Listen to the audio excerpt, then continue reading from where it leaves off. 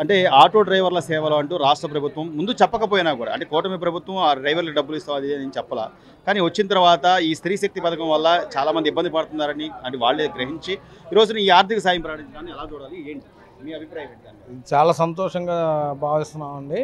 మా ఆటో వాళ్ళకి ఇది చాలా ఉపయోగకరమైన అమౌంట్. ఇది 15,000 అనేది చిన్న అమౌంట్ కాదు. సంవత్సరం మొత్తం మీద ఒక 30,000 నుంచి 35,000 నష్టపోతాం. దాంట్లో 15,000 రూపాయల వరకు ప్రభుత్వం ఇవ్వడం అనేది మాకు చాలా ఆనందదాయకంగా ఉంది. చెప్పినట్టు వాళ్ళు ఒక్కొక్క పథకం అమలు చేసుకుంటూ వస్తున్నారు. ఈరోజు స్త్రీ శక్తి పథకం అనేది ముందే చెప్పారు, మేనిఫెస్టోలో ప్రకటించారు, ఉచిత బస్సు మహిళలకే అన్నారు. అంటే ఎవరైతే రోజువారీ ఉద్యోగాలకు వెళ్ళే వాళ్ళు కానివ్వండి, లేకపోతే ఏదైనా హాస్పిటల్స్కి వచ్చేవాళ్ళు కానివ్వండి, ఇట్లాంటి వాళ్ళందరికీ కూడా అది ఉపయోగమే. అసలు ఆ బస్సే ఎక్కట్లేదు, జనాలు ఎవరు ఉండట్లేదు, ఆటో వాళ్ళు అసలు ఈ పథకం అనవసరం అని చెప్పే వైసీపీ నాయకులకి ఏం చెప్తారు? ఇప్పుడు ఆటో ఎక్కేవాడు ఆటో ఎక్కుతాడు, బస్సు ఎక్కేవాళ్ళు బస్సు ఎక్కుతారు. బస్సు ఎక్కేవాళ్ళు ఎక్కువగా ఫుల్ అయిపోయింది అనుకోండి, మామూలుగా ఆ బస్సులు ఖాళీ లేవన్న ఉద్దేశంతోనే ఆటో ఎక్కుతారు. కాబట్టి ఆ బస్సుని ఆటోని కంపేర్ చేయడం అనేది కరెక్ట్ కాదు. అయితే ఎంతో కొంత నష్టం ఉంటుంది, కానీ అంత ఓవర్గా అంత నష్టం అయితే దాన్ని కూడా అధిగమించే విధంగా ఈ రోజున గవర్నమెంటే ఒక యాప్ క్రియేట్ చేస్తాం. ఈ ఓలా, ఊబర్ ఇవి ఎట్లా ఉన్నాయో అట్లా మా ప్రభుత్వం తరఫున మీకు బాడుగులు వచ్చేలాగా ఒక యాప్ క్రియేట్ చేస్తా ఉన్నారు. చంద్రబాబు నాయుడు గారు చెప్తే అది చేస్తారండి. అది టెక్నాలజీ పరంగా ఎప్పుడైనా సరే చంద్రబాబు నాయుడు మించిన వాళ్ళు లేరు భారతదేశంలో. ఆ విషయంలో మాత్రం దానికి ఎక్సలెంట్, దాన్ని మాత్రం చేస్తారు.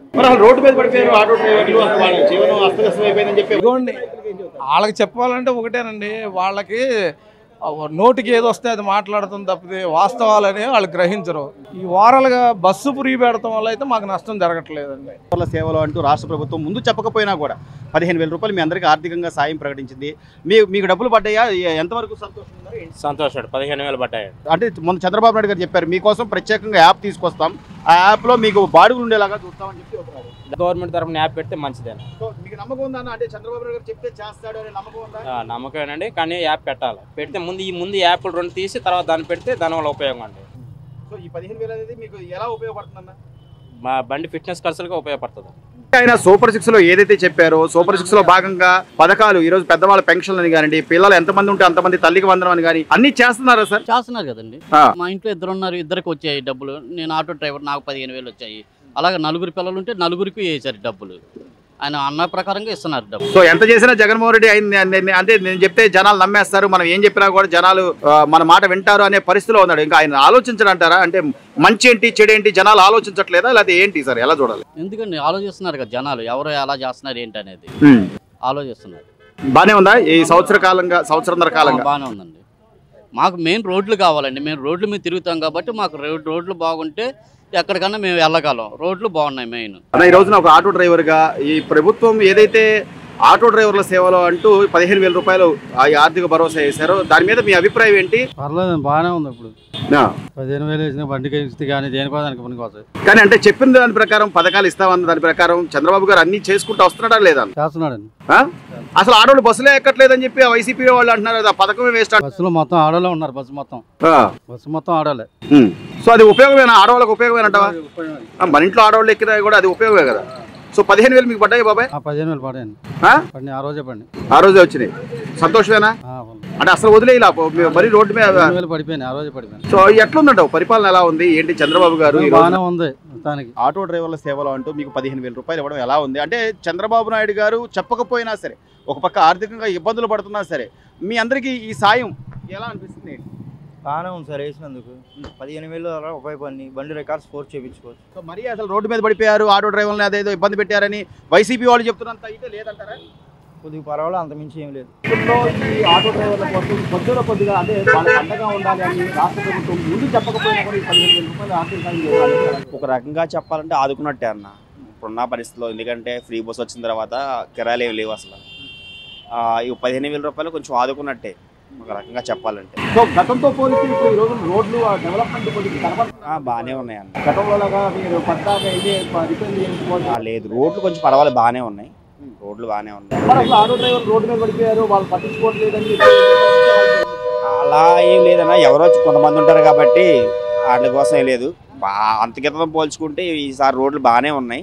ఇప్పుడు అట్లా ప్రభుత్వం కొత్తగా యాప్ తీసుకొస్తాము ఆటో వాళ్ళ పని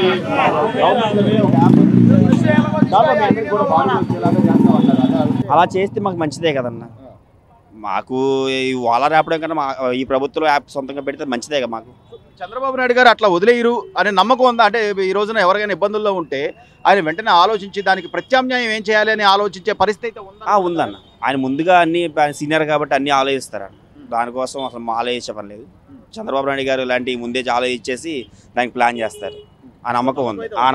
ఎలా ఉందన్న సంవత్సరం పరిపాలన? బాగానే ఉంది. రాష్ట్ర ప్రభుత్వం 15,000 రూపాయలు ఆటో డ్రైవర్ల సేవలో అంటూ ఒక ముందు చెప్పకపోయినా కూడా, ముందస్తుగా చెప్పకపోయినా కూడా వాళ్ళకి ఆర్థికంగా కొంత భరోసా ఇవ్వడాన్ని ఎలా చూస్తారంటారు? ఏంటి ఈ పథకం? బాగానే ఉంది పథకం అయితే. జగన్ వల్ల సగం ప్రాబ్లం వచ్చిందే జగన్ వల్ల అండి. మరి అసలు వాళ్ళు ఇప్పటికీ దాన్ని రెక్టిఫై చేసుకోలేకపోతున్నారు కదా సార్. మేము బటన్ నొక్కాం మళ్ళీ వచ్చి బటన్ నొక్కాం. నాశనం అయింది అసలు. ఏపీ నాశనం అయింది జగన్ వల్ల. ఎందుకని అంటారు? ప్రతిదీ పథకం అన్న, అన్ని పథకాలు ఎందుకండి? ఈ పథకాలు అసలు ఒకప్పుడు ఈ పథకాలు లేవు, బాగానే ఉండేది. పథకాలు ఎందుకు? ఆయన ఇచ్చిన కష్టపడి సంపాదించి తీసుకొచ్చారంటారా? ఆయన మన దగ్గర నుంచి వేసారు కదండి. కరెంట్ బిల్లు నాకు 500 వచ్చేది, 2,000 కడుతున్నా. 2,000 కట్టాను నేను కరెంట్ బిల్లు. అన్నిటికీ ఆ మద్యం తాగి నేను ఆటోలో తీసుకెళ్ళా, కాళ్ళు చేతులు పడిపోయినాయి మద్యం తాగి. అసలు ఆ మద్యం ఏంటో, ఎందుకని మద్యం దగ్గర కూడా కక్కుర్తి ఎందుకు మరి అర్థం కాలేదండి. అంత నాశనం అయిపోయింది గత ప్రభుత్వం. ఈసారి వస్తేనండి అందరు అడుక్కు తినేవాళ్ళు, అదేది కన్ఫర్మ్. మరి ఇంకా అసలు ఆయన రెక్టిఫై చేసుకోవట్లేదు కదా. ఎందుకు మనకు జనాలు ఎందుకు వద్దనుకున్నారు, ఏంటి మనం ఏం చేసింది తప్పేంటి అని ఆలోచించకపోగా ఇంకా బురద చల్లింది.